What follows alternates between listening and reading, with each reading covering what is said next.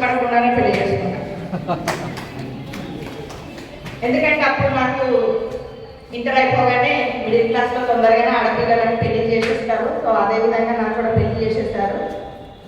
So అప్పటికే sir ఒక fertiliser షాప్లో వర్క్ చేస్తుండేవారు. నేను తనకు సంబంధించిన డీటెయిల్స్ ఏమి తెలుసుకోలేదు. నాకు ఇంకా చదువుకోవాలనే ఉద్దేశం ఉండేది. బట్ మా పేరెంట్స్ వచ్చేసి తొందరగా పెళ్లి చేసి అమ్మాయికి ఒక బాధ్యతను దించుకుందామనే ప్రయత్నం చేసిండ్రు. సో సార్కి పెళ్ళి అయింది. ఆ విధంగా కొంచెం మిస్కమ్యూనికేషన్స్ ఉండేవి మా ఇద్దరి మధ్యన. సార్ లైఫ్లో వచ్చిన తర్వాత సార్ దగ్గరుండి ఆయన సిచ్యువేషన్స్ని, ఆయన ఎదుర్కొంటున్నటువంటి ఛాలెంజెస్ని చూసి సార్ని నేను ఇష్టపడడం మొదలుపెట్టాను.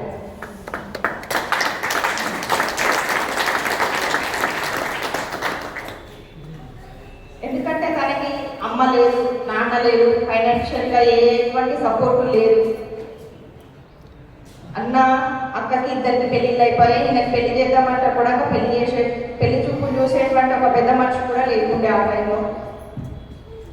సో అలా వాళ్ళ సిస్టర్ ఆధ్వర్యంలో పెళ్లి జరిగింది. సో దాని ఒక ఫర్టిలైజర్ షాప్లో నెలకి 1000 రూపాయలు కానీ ఇన్కమ్ తీసుకుంటూ ఉండేవారు. సో తన ఫేస్ చేస్తున్నటువంటి ప్రాబ్లమ్స్ని చూసి నేను కూడా సపోర్ట్ చేయాలి అని నేను స్టిచ్చింగ్ నేర్చుకున్నాను. 100 రూపాయలు బ్లౌజ్ కుట్టేవాళ్ళు. అలా డైలీ 2-3 బ్లౌజులు కుట్టి నేను కూడా నా వంతు సహాయం చేయాలని స్టిచ్చింగ్ నేర్చుకున్నాను. అలా నడుస్తూ ఉన్నటువంటి టైంలో మా లైఫ్లోకి ఆర్సీఎం వచ్చింది. సో ఇది చేస్తే బాగుంటుంది, ఆరోగ్యపరంగా బాగుంటుంది. ఎందుకంటే మా ఇంట్లో పెద్దవాళ్ళు హెల్త్ ఇష్యూస్తోనే చనిపోయారు కాబట్టి. సో ఆరోగ్యం బాగుంటుంది అండ్ సెల్ఫ్ రిలయన్స్, ఇండిపెండెంట్గా అవ్వచ్చు అండ్ మహిళలు కూడా ముందుకు రావచ్చు అనేటువంటి 3 ఉద్దేశాలు ఆయన తెలుసుకున్నారు. నేను తెలుసుకోలేదు.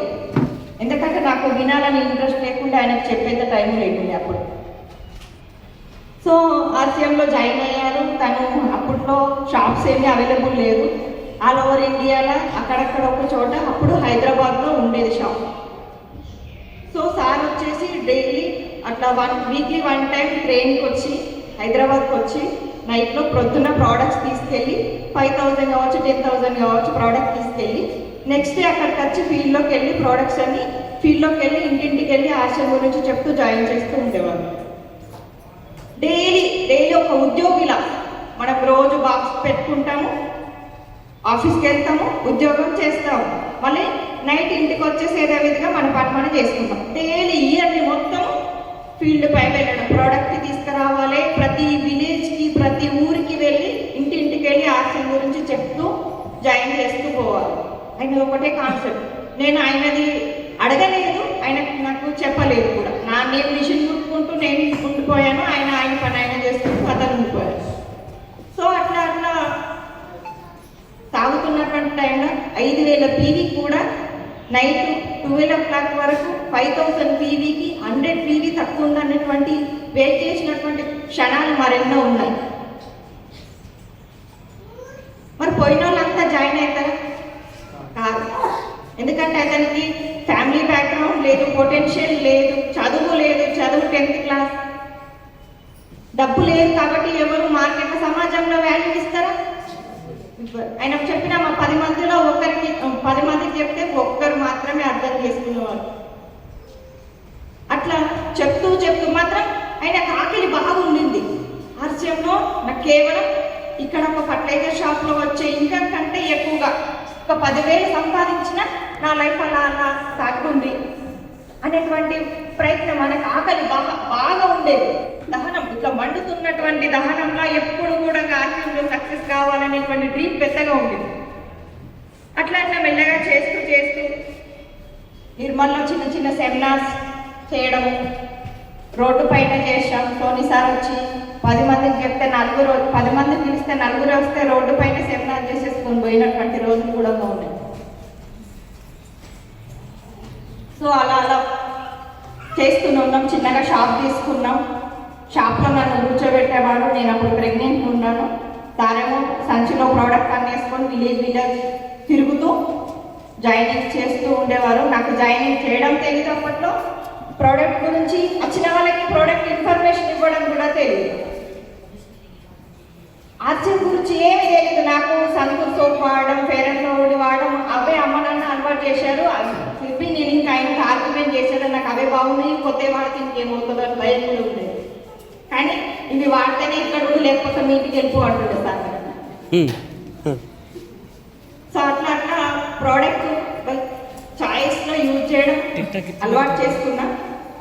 సో అట్లా కొంచెం ఎట్లెట్లా ఎదిగే కొద్ది అట్లా కష్టాలు అనేవి పెరుగుతూ ఉంటాయి. ఇన్కమ్ పెరిగిన కొద్ది దానికి రూట్స్ కూడా వస్తూ ఉంటాయి. అవునా, ఒప్పుకుంటారా? ఎట్లా ఇన్కమ్ పెరుగుతుందో అట్లా కష్టాలు అంటే మన డ్రీమ్స్ పెద్దగా అవుతాయి కాబట్టి దానికి దారులు కూడా అనేక రకాలు వస్తూ ఉంటాయి. సో అట్లా మాకు 2 పిల్లలు అంటే పాప పుట్టిన తర్వాత బాబు డెలివరీకి డబ్బులు లేవు. అమ్మ వాళ్ళు పెట్టినటువంటి గోల్డ్ని అమ్మేసి డెలివరీ ఛార్జ్ కట్టేటువంటి పరిస్థితి వచ్చింది. సో ఆ టైంలో నీకు ఏదైతే నీ అమ్మ వాళ్ళు పెట్టినటువంటి గోల్డ్ ఏదైతే ఉంది తీసుకొని ఈ ప్రాబ్లమ్ని సాల్వ్ చేసుకుంటున్నాం ఈ టైంలో. బట్ నేను ఈ టైంలో హామీ ఇస్తున్నాను, టెక్నికల్ అయిపోయిన తర్వాత ఎవ్రీ మ్యారేజ్లో నీకు గోల్డ్ గిఫ్ట్ చేస్తానని చెప్పేసి సార్ ఆ రోజు ఆ మాట ఇవ్వడం జరిగింది. ఇప్పటికీ ఆ మాటపై నిలబడి ఉంటాను.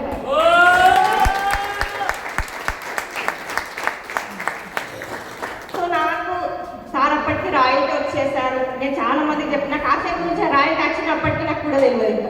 ఆర్సిఎం ఏంటో తెలియదు ఇంక అప్పటికి కూడా, ఎందుకంటే నాకు అంత మెచ్యూరిటీ మైండ్ లేదు. సో రాయల్టీ అయిపోయారు సార్, అయినా ఆర్సిఎం అంటే తెలియదు. కానీ మీటింగ్స్ మాత్రం తీసుకెళ్తుండేవారు. నాకు హిందీ అర్థం కాకపోయేది అప్పట్లో, ఎందుకంటే 10th క్లాస్ వరకు సబ్జెక్ట్ ఉండేది. ఎంత తెలంగాణ కాబట్టి హిందీ అంత ప్రాపర్గా ఎవరు మాట్లాడేవారు. సో అట్లా మీటింగ్స్కి తీసుకెళ్తూ ఉండేవారు. నాకు రాయల్టీ అయిపోయిందని చెప్పేసి మాకు ఒకరోజు స్టేజ్ పై సెలబ్రేట్ చేస్తూ వాళ్ళు చాలా రికగ్నిషన్ చేయడం ద్వారా నాకు కొంచెం ఇంప్రెస్ అయ్యాను. చాలా బాగుంది, ఇంతమంది ముందు మన కోసం చప్పట్లు కొట్టి మనల్ని సెలబ్రేట్ చేయడం చాలా బాగా అనిపించింది అని చెప్పేసి కొంచెం ఆర్సిఎం గురించి పాజిటివ్ వచ్చింది నాకు. సో అట్లా నాకు ఎవ్రీ ఇయర్ మన యానివర్సరీ ఉంటుంది కంపెనీది ఢిల్లీలో, అక్కడికి కూడా తీసుకెళ్లారు. చాలామంది చేస్తున్నారు, ఇందులో ఆడవాళ్ళు కూడా చేస్తున్నారు. చాలామంది ఇలా వుడన్ బ్లేజర్స్ వేసుకొని అందరు స్టేజ్ పై ఎక్కుతుంటే నాకు అంటే వాళ్ళు చెప్పే మాట అర్థం కాకపోయేది, కానీ వాళ్ళ భావం అర్థమయ్యేది. నేను పక్కన ఉన్న వాళ్ళని అడిగేవాళ్ళు, వీళ్ళందరూ ఎందుకు బ్లేజర్స్ వేసుకున్నారు, ఇది దేనికోసం అని. సో లేడీస్ కాస్మెటిక్స్ గురించి ఆర్సిఎంలో పనిచేయాలి అంటే ప్రోడక్ట్ నాలెడ్జ్ ఉండాలి, ఈ ప్రోడక్ట్ నాలెడ్జ్ ఉడాన్ ద్వారా వస్తుంది అని చెప్పేసి వాళ్ళు ఇన్ఫర్మేషన్ ఇవ్వడం జరిగింది. సో నేను చెయ్యాలి అనేటువంటి ఒక సంకల్పం తీసుకున్నా. అండ్ నెక్స్ట్ ఇయర్ అలా ఉడాన్ నేర్చుకున్నాను. సార్తో పాటు నేను కూడా సపోర్ట్ చేస్తూ ఇవాళ స్టార్ ఎమరాల్డ్ అనే లెవెల్లో ఉన్నాను.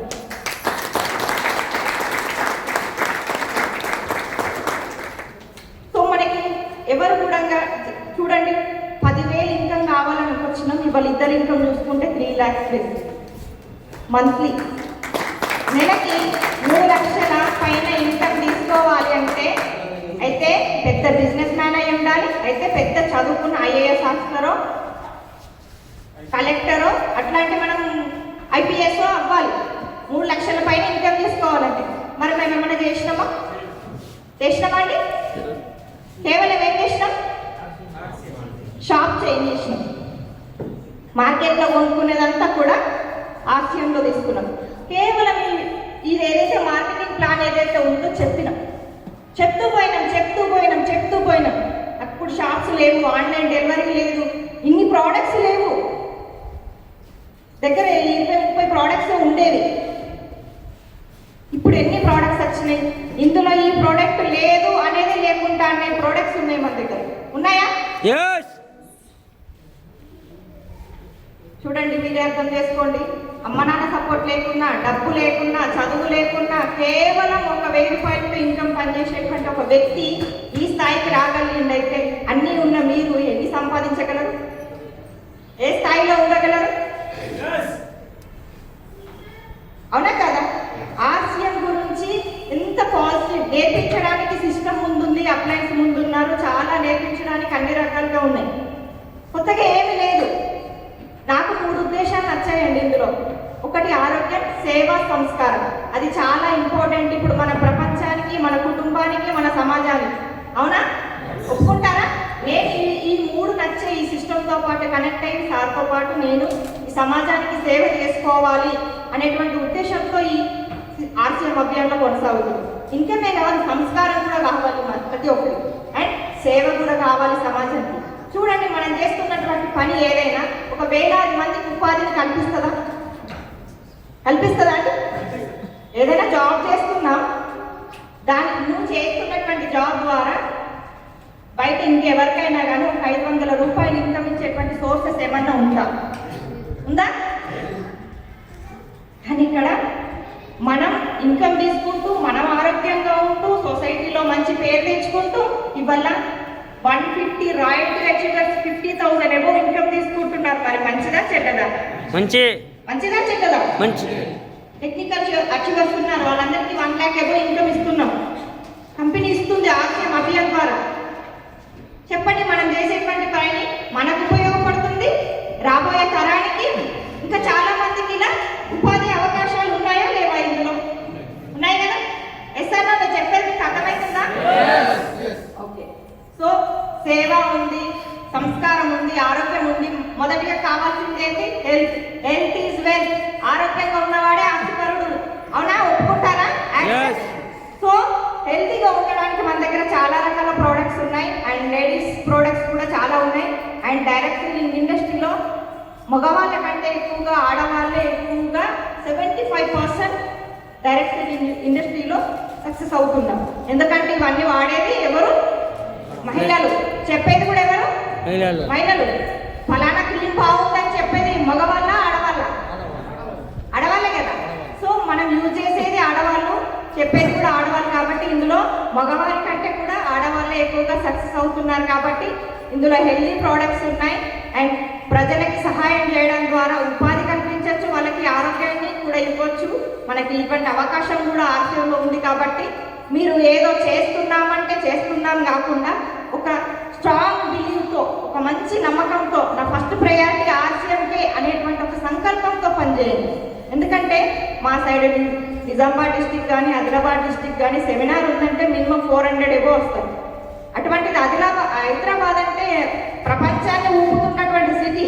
ఇక్కడ ఆర్సీఎం గురించి ఇంత తక్కువగా ఆలోచించడం కరెక్ట్ కాదు. అవునా? ఎవరిని చంపట్లే, ఎవరిని మోసం చేయట్లే, ఎవరిని ముంచట్లే. ఆర్సీఎం అందరికీ ఒక జీవితాన్ని ఇస్తుందా? మీరు బయటపడే శ్రమ ఇక్కడ పడాలి, మీరు బయట ఇచ్చే టైం ఇక్కడ ఇస్తున్నారు. మీకు ఫేస్ వాల్యూ ఉంటుంది, మనీ ఫ్రీడమ్ ఉంటుంది, అన్ని రకాలుగా మనకి సెక్యూరిటీ ఉంది కదా.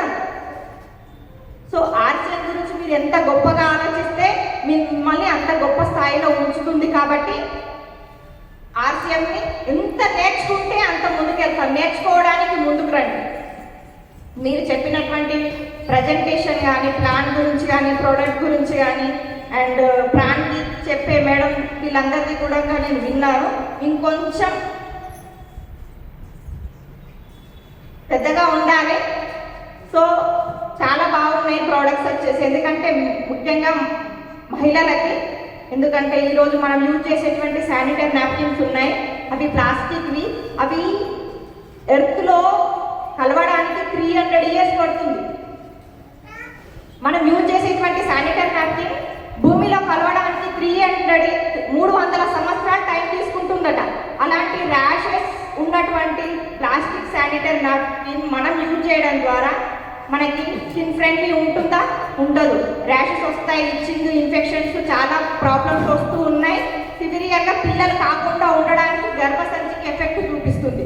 ఈ చిన్న మెసేజ్ని ప్రపంచానికి మనం చూపించడం ద్వారా వాళ్ళ ఆరోగ్యం బాగుపడుతుంది, మన బిజినెస్ కూడా గ్రోత్ అవుతుందా కదా. ఈ నాలెడ్జ్ తీసుకొని మనం బయట మార్కెట్లో ఆర్సీఎం అభియాన్లో అందరినీ భాగస్వాములు చేయొచ్చా? సో ఆర్సీఎం చిన్నది కాదు, చాలా పెద్ద ఇండస్ట్రీ ఉంది. కంపెనీ బాగుంది, ఎథికల్ అండ్ స్ట్రాంగ్ ఉంది. ప్రోడక్ట్ వచ్చేసి హెల్త్ బేసికల్లీ ఉన్నాయి. సో కంపెనీ ఓనర్ వచ్చేసి టీసీ సార్ ఉన్నారు. అప్లయన్స్ మనకు ప్రతిదీ కూడా నేర్పిస్తూ ఉన్నారు. అలా మేము నేర్చుకుంటూనే ఇక్కడి వరకు వచ్చాము. జీరోగా ఉన్నాము, ఇవాళ ఒక మంచి స్టేజ్కి వచ్చాం. ఒక చిన్న మలక్చామ్ అనే విలేజ్ నుండి, మా విలేజ్కి ఇప్పటికి బస్ కూడా వెళ్ళదు, గవర్నమెంట్ బస్ ఫెసిలిటీ కూడా లేదు. అక్కడ నుంచి నిర్మల్ వచ్చాం, నిర్మల్లో ఇల్లు కట్టుకున్నాం, కారు కొనుక్కున్నాం, మంచి లైఫ్ ఉంది, బాగుంది. బట్ అక్కడ నుంచి ఇంకా డ్రీమ్స్ ఉన్నాయి. చూడండి, ఒక చిన్న స్థాయి నుంచి ఇలా పెద్ద పెద్ద కళలు కూడా కనొచ్చు అనేటువంటి స్టేజ్కి ఆర్సీఎం మాకు నేర్పించింది. ఇవాళ హైదరాబాద్లో కూడా ఫ్లాట్ కొనుక్కోవడానికి ముందుకు వస్తున్నామంటే కేవలం ఆర్సీఎంతోనే సాధ్యమని. నేను కూడా ఆర్సీఎంలో ఎంత స్ట్రాంగ్గా బిలీవ్ చేస్తూ ఎంత మంచిగా నేర్చుకొని చాలా మందికి ఆర్సీఎం అభియాన్ గురించి పరిచయం చేయండి. మంచి ఇన్కమ్, లక్షల్లో కాదు కోట్లలో ఇన్కమ్ తీసుకోవచ్చు. మీ లోపల కాన్ఫిడెంట్, ఆ శక్తి ఉంది, దాన్ని బయటకు తీయండి. మీరు మరో సాయినాథ్ సార్ అవ్వాలని చెప్పేసి కోరుకుంటున్నాను. Thank you. Jai RCM. Over to Vinay sir, Vaidyaraj sir.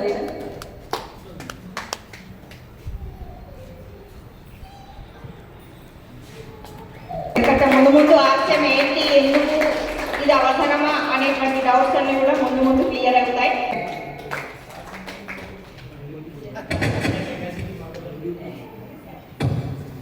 भगवान शिव को बुलाने का शक्ति में ताकत देता है, हमारी का ताकत है. మీరు ఇట్లా వెళ్ళిపోతే కాదు, నా దగ్గర అంత ధైర్యం లేదు.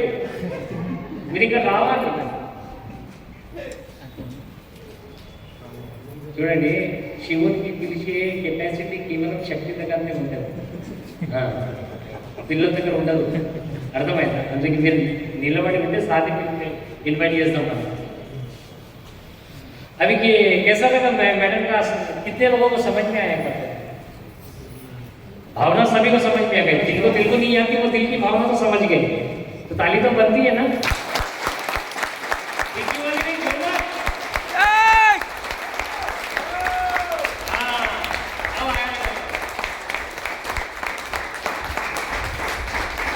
अब कितने लोग चाहते हैं कि मैडम बार बार हैदराबाद आए? परमानेंट आए. अगर हमारे अंदर अगर इतनी ताकत रही तो ये परमानेंट भी बुला सकते. रावण को कितने लोग जानते हैं? रावण, देखिए, भोलेनाथ को मनाने के लिए रावण ने अपने 10 सर काट के उनके चरणों में रख दी, तब भोलेनाथ प्रसन्न हुए. ठीक है, तो तैयार है? तो सर को बुला ले. तो मैडम इनवाइट करेंगे, हम तो ताली बजाएंगे. मेरे इनवाइट किया है.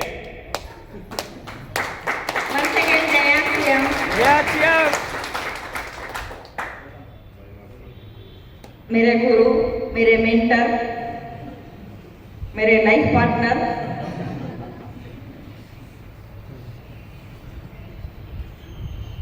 आरसीएम के तेलंगाना के top hero, star, emerald achiever, mister and missus Sainath sir, welcome to the DISE.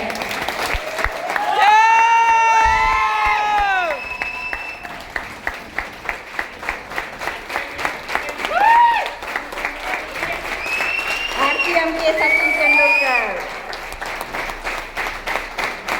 तప్పకుండా Hyderabad.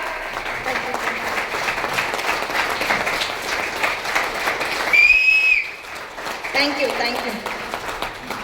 Hyderabad అనేది పర్మనెంట్ అడ్రస్గా మార్చుకోవడానికి ప్రయత్నం చేస్తున్నాం.